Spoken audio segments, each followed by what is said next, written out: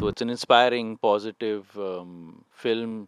मेरे सपनों की कोई एक्सपायरी डेट नहीं है। अमेजिंग। होनी को अनहोनी कर दे अनहोनी को होनी। भाई इन्होंने वाकई मुझे एक बहुत ही अच्छा कैरेक्टर करवाया इसमें। विजय 69 की कहानी की डिमांड थी कि आप अपना खून पसीना आंसू सब दे दो इस फिल्म में। ये on the face of it तो एक ऐसे आदमी की कहानी है जो 69 की एज में ट्रायथलन कर रहे हैं। तो it's an inspiring positive film. हमारे ट्रेलर में एक लाइन है, सपनों की कोई एक्सपायरी डेट नहीं होती, तो उसके ऊपर है। लेकिन अगर आप गहराई में और जाएंगे, गहराई में, तो ये सेकंड चांसेस के बारे में है। ये हम अपने आप को कैसे देखते हैं, हम अपनी लाइफ की रिपोर्ट कार्ड में अपने आप को कितने नंबर देते हैं। तो मैं इन चीज़ों से जूझ रहा था, और ऊपर दूसरी तरफ मुझे स्पोर्ट्स में बहुत इंटरेस्ट है। तो जब दोनों चीज़ें कंबाइन हुई मेरे दिमाग में, तो मुझे लगा कि मुझे ये लिखनी चाहिए। तो एक्चुअली मैं और मेरे प्रोड्यूसर मनीष शर्मा, ये फिल्म यशराज फिल्म ने प्रोड्यूस की है। मनीष शर्मा मेरे पहले फिल्म में भी प्रोड्यूसर थे, मेरी प्यारी बिंदु में। तो दोस्त भी है, मेरे क्रिएटिव कोलैबोरेटर भी है, बहुत क्रिएटिवली इन्वॉल्व भी है मेरे फिल्म में। तो हम डिस्कस कर रहे थे नामों को। तो उस समय ऊंचाई रिलीज़ हुई थी। तो जब मैं ऊंचाई देखने गया था, तो मैंने कहा, God how did I not think of Anupam sir. तो मैं वैसे में आई थिंक मैं हॉल से निकला, मैं यशराज गया, मैंने मनीष से बात की, एंड आई थिंक अगले दिन अनुपम सर ने 2 मिनट हमारे साथ स्पेंड किया और फिल्म को हाँ कर दिया। And I am so grateful and thankful that that happened. और मैं ऐसे ही नहीं बोल रहा हूँ, जब आप फिल्म देखेंगे आप समझ जाएंगे मैं क्यों बोल रहा हूँ ये चीज़। नहीं, जब अक्षय ने मुझे इसका स्क्रिप्ट दिया पढ़ने के लिए और मैंने जब स्क्रिप्ट पढ़ा तो मुझे लगा ये मेरे लाइफ के पैरेलल चल रही है। उसमें मेरे को उम्र को लेकर लोग बात कोशिश करते हैं कि अब ये काफ़ी काम कर चुके हैं, अब इनको वेटरन बुलाओ, थेस्पियन बुलाओ, कमाल का बनाओ, फिर इनको लाइफ टाइम अचीवमेंट अवार्ड दे दो, लेजेंड बुलाओ, लिविंग लेजेंड बुलाओ, और फिर इनको लाइफ टाइम अचीवमेंट अवार्ड देकर इनको निपटा दो। तो मेरे को निपटाने बहुत टाइम लगेगा, क्योंकि मेरे सपनों की कोई एक्सपायरी डेट नहीं है। अमेजिंग। और विजय 69 की कहानी जब मुझे पढ़ने को मिली तो मुझे लगा ये तो फिल्म 100% करनी चाहिए, और इसमें तो मुझे तैरना भी सीखना चाहिए। मुझे तैराकी नहीं आती है, स्विमिंग नहीं आती है। तो फिर मैंने स्विमिंग सीखी, और 60 की बाद मैंने वर्कआउट करना इसलिए शुरू किया, शरीर की तरफ इसलिए तवज्जो दिया कि अब मैं अलग किस्म की तस्वीरें बनाना चाहता हूँ, फिल्म में बनाना चाहता हूँ।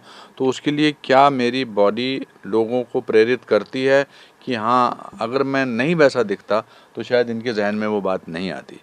तो इसका फ़ायदा हुआ, और ये one of my best 5 films को मैं आज ऐलान कर रहा हूँ आपके शो पर कि ये अगर मेरे 542 फिल्मों में से मुझे कहा जाए कि आप 5 टॉप की फिल्में चुनें, और मैंने बहुत अच्छी फिल्में की हैं, तो ये उनमें से एक फिल्म होगी। कहीं रोक लिया, आप अनन्या पांडे के फादर नहीं है, आप उसके ब्रदर बन के यंगर ब्रदर हूँ, यंगर ब्रदर। अजी यंगर फादर हूँ, यंगर फादर हूँ, सोतेले फादर हूँ। होनी को अनहोनी कर दे अनहोनी को होनी। भाई इन्होंने वाकई मुझे एक बहुत ही अच्छा कैरेक्टर करवाया इसमें। जो मेरा कैरेक्टर है इज़ अ पारसी कैरेक्टर, और ऑफ कोर्स मैं 62 का हूँ, लेकिन मुझे करना पड़ा 69 की एक्टिंग, जो मुझे बहुत डिफरेंस है, बहुत ज़्यादा डिफरेंस है। 70 साल का डिफरेंस है। नहीं नहीं, मैं बोलता हूँ ना, ये 60 और 70 के बीच में बहुत मुश्किल होता है, हर साल 10 साल की तरह होता है। तो इसकी ट्रेनिंग मुझे खेर साहब ने दी। इनफैक्ट जब भी मुझे कोई कैरेक्टर मिला है, मैंने हमेशा उसको बहुत लाउड किया या कैरिकेचर किया, लेकिन खेर साहब और हमारे डायरेक्टर अक्षय जी ने मेरा हैंड होल्ड करके मुझे समझाया कि भाई इसमें वो ओवर एक्टिंग की ज़रूरत नहीं है, आप बस चंकी पांडे ही करो, आराम से करो इसको। एंड आई थिंक उसका रिजल्ट नज़र आ रहा है। हाँ बिल्कुल, आई मीन मैं अनुपम सर की भी बात करना चाहूँगा, बट चंकी सर ने एक पारसी डायलेक्ट कोच भी लिया। बहुत जेनरस, बहुत गिविंग एक्टर है वो। 10 टेक के बाद मैं खुश हो जाता था, वो चंकी सर खुश नहीं होते थे कि मैं एक और करूँगा, मैं एक और करूँगा। सो दैट काइंड ऑफ, और जो इनकी बॉन्डिंग दिखी है फिल्म में, वो इनके रिलेशनशिप के ऊपर है, उसमें मेरा कोई कंट्रीब्यूशन नहीं है। एंड अनुपम सर की बात की जाए तो वी नो कितने कमाल के एक्टर हम सब जानते हैं, लेकिन जो कमिटमेंट उसने इस फिल्म पे दिखाई है ना सर ने, उन्होंने अनबिलीवेबल सर ने कमिटमेंट दिखाई है। स्पोर्ट्समैन की कमिटमेंट होती है ना कि वो कैसे उठ के 12 अंडे खाता है, फिर ट्रेनिंग करता है, तो ये सब किया है इन्होंने। I mean it was like athlete. अंडे भी किए, बहुत अंडे किए। मैं एक बात बताऊंगा आपको। डायरेक्टर से बेटर बोलेंगे, मतलब बेटर बोलने दीजिए इनको। हम एक शॉट कर रहे थे गेटवे पे, तो पूरी रात शूट करने के बाद सर आए, सर ने शूट किया, उन्होंने ब्रेक लिया, वापस आए, एक साइकिलिंग का शॉट था, तो मैं मॉनिटर पे देख रहा था, वो साइकिल करते करते फिर वो दिखे ही नहीं मॉनिटर पे, तो उन्होंने ब्रेक लगाया था बिकॉज वो बहुत ऊबड़ खाबड़ था, तो वो गिर गए थे, सर के बल गिरने वाले थे, लेकिन उन्होंने अपना हाथ आगे कर लिया, उनका शोल्डर डिसलोकेट हो गया, तो पूरा डिसलोकेट हो गया। तो मैं उनके वैन में गया कि सर अभी हॉस्पिटल, ये वो, तो नॉर्मली आदमी क्या पूछेगा, बट सर ने क्या पूछा, इस लोकेशन में और कितने सीन हैं आपके। मैंने कहा सर क्या बात कर रहे हो, आपका शोल्डर निकला हुआ है, एक्सपेंसिव लोकेशन है, शेड्यूल बना हुआ है। सर ने कहा पहले हम वो सीन करेंगे, उसके बाद मैं हॉस्पिटल जाऊंगा। वो सीन के शॉट्स अभी भी ट्रेलर में है। उन्होंने वो सीन किया डिसलोकेटेड शोल्डर के साथ, आई कांट इमेजिन कितने पेन में होंगे। उसके बाद सर हॉस्पिटल गए। तो मैं जो कमिटमेंट की बात कर रहा हूँ ना सर, वो अनबिलीवेबल है। तो मैं ये भी बोलता हूँ कि विजय 69 भले ही मैंने लिखी है, प्री प्रोडक्शन में हूँ, शूट पोस्ट प्रोडक्शन, लेकिन ये एज मच मेरी फिल्म है एज अनुपम सर की फिल्म है। Thank you, that's very kind of. Trained actually, actor तो आप है, but you train like an athlete for this, because कहानी एक एथलीट की है। हाँ, बिकॉज आई वो थिंक मैं कहना जो चाह रहा था। डिसिप्लिन लीड का होता है, sometimes actors may not have that discipline, तो I treated this film as an athletic Challenge. Challenge. Thanks. So I felt कि इसको उस तरीके से, पर देखिए मैं एज ए कमिटेड एक्टर हूँ मैं बहुत, पर हर प्रोजेक्ट डिमांड नहीं करता है 100% कमिटमेंट। वो मेकर पे भी डिपेंड करता है और कहानी पे डिपेंड करता है, मेकर से ज़्यादा कहानी पे डिपेंड करता है। विजय 69 की कहानी की डिमांड थी कि आप अपना खून पसीना आंसू सब दे दो इस फिल्म में, जो हमने दिए हैं। बिल्कुल, हमने बहुत सारे वक्त ऐसा गुजारा है, मैंने और अक्षय ने, जब हम गाड़ी में बैठते थे और एक दूसरे को देखते थे अच्छा पूरा दिन करने के बाद, और हम खुद अपने आप ही आंसू बहते थे, because it was such A gratifying thing. और मैं शूट के हर की कहानी आपको सुनानी चाहिए कि हर शूट के अंत में मैं आपको एक मैं तस्वीर क्या मैंने तो, ये मेरी दूसरी फीचर फिल्म है, सर ने 500 के ऊपर फिल्में करी है, तो ऑब्वियसली पहले दिन आप नर्वस रहते हैं सेट पे कि पहला तो क्या यूनिट क्या सोच रहा है आपके बारे में, हम्म? कि इसको आता भी है नहीं आता है। दूसरा कि आपका जो लीड एक्टर है वो क्या सोच रहा है आपके बारे में। इनफैक्ट मुझे एक स्टोरी याद आई, रॉबर्ट डिनीरो ने शायद या कहीं कहा था कि मैं पहले दिन ना 2 टेक देता हूँ, एक ऑनेस्ट वाला और एक डिसऑनेस्ट वाला, और डायरेक्टर अगर डिसऑनेस्ट वाला पकड़ लेता है, ओके कर देता है, तो फिर मैं पूरे फिल्म में ऐसे ही निकाल देता हूँ। सही बात। तो that's just but how to. Every actor तो ट्रेंड। मेरे को लगा कि पहले दिन कि मैंने ठीक किया नहीं, द फर्स्ट डे इटसेल्फ शाम को मेरे फ़ोन पे एक मैसेज आया, उस दिन की फ़ोटो थी सर के परफॉर्मेंस की, good job, you are doing amazing, go for it, I am with you. तो जो कॉन्फिडेंस सर ने मुझे उस दिन दिया, 34 डेज ऑफ शूट में हर रोज पैकअप के मुझे बाद एक मैसेज आता था, एक फोटो आता था, एक इनकरेजमेंट आता था। 34 फोटोग्राफ भेजी है मैंने। हाँ, नहीं, बिकॉज वो ज़रूरी है। मैं अपने आप को मैं एक एक्टिंग स्कूल चलाता हूँ, मैं न्यू कमर्स को देखता हूँ, मैं खुद भी न्यू कमर्स था, और I see the fear, I see the insecurity, I see the anxiousness of a person, and I think much more important than a role or film is making relationships. आज मेरा और चंकी का जो relationship है वो हमने कुछ ऐसा तो नहीं, बैकेट फिल्म तो कभी नहीं की, नमक हराम नमक लाल वगैरह नहीं की है हमने। एक फिल्म में मैं बुरा बाप बना हूँ, ये बुरा कोई अच्छा हीरो टाइप बना हुआ है, मगर हमने जो वक्त गुजारा है वो वक्त हमारे काम आता है। तो आई थिंक अक्षय को उसके मेन एक्टर की न केवल एक्टिंग की ज़रूरत थी, अच्छी एक्टिंग की ज़रूरत थी, मगर उसके साथ की ज़रूरत थी।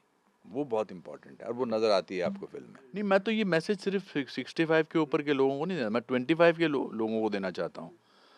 Make a report card, as he said very correctly, कि क्या ये विश लिस्ट जो है ना, ये विश लिस्ट, बकेट लिस्ट, ये इसका कोई मतलब नहीं है। आपको हर दूसरे साल कुछ नया करने की सोच सकते हैं आप। कितने सारे लोग आज डॉक्टरी करते हैं, इंजीनियरिंग करते हैं और किसी नए स्टार्टअप में चले जाते हैं। ये फ़िल्म आपको वो उकसाएगी। और हम प्रॉब्लम क्या है कि हम जब मिडिल क्लास का इंसान रिटायर होता है नौकरी से, तो सबसे पहले उसको ऑफ़िस नहीं रिटायर करता, घर वाले रिटायर करते हैं। माँ बेटा बेटी वाइफ अरे यार अब ये घर पे बैठा रहेगा सुबह से लेकर रात तक। बहुत सताए। तो कैसे मुश्किल है। और 55 और 58 की उम्र में तो आपको एहसास होता है कि आप किस किस्म के इंसान हो।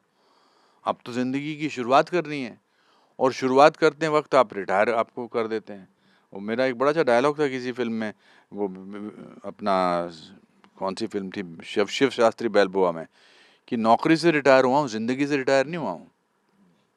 और जैसा कि इसकी कैच लाइन है, सपनों की कोई एक्सपायरी डेट नहीं होती है। तो आपको जो जो भी हम आपके दर्शक हैं ये फिल्म देखेंगे और जब जल्दी ट्रेलर रिलीज़ होगा आपको मजबूर करेंगे देखने के लिए, बिकॉज इसमें कन्विक्शन के अलावा जो भी बात कही गई है वो बहुत एंटरटेनिंग तरीके से कही गई है।